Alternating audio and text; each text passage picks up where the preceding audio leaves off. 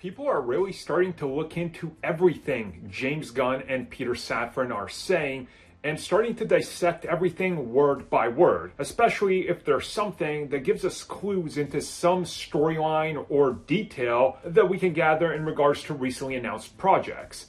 This one relates to the age of Batman and specifically his relation to Superman, which has a lot of people wondering, why didn't you just keep Ben Affleck?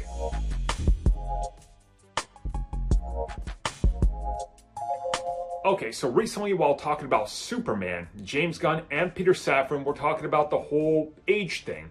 We know he's going to be around 25 years old. This then jumped into a conversation related to more things based on Batman, and specifically with these characters inevitably meeting in Chapter 1, Gods and Monsters, what's their dynamic going to be like since Superman is younger, Batman has to be older. It's at this point that they address that, yeah, Batman will be older, and they sort of addressed it in a very weird way where it was like news or something when it wasn't.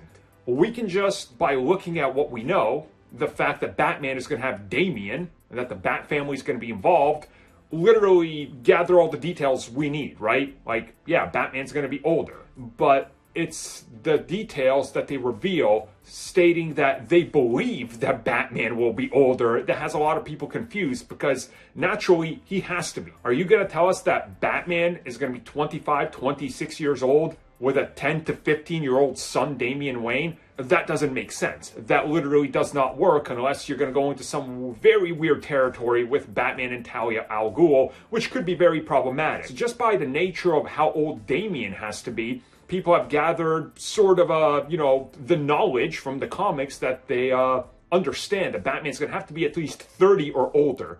And I think looking at it like that does bring up the whole question of why didn't they just keep Affleck if they're going for an older Batman?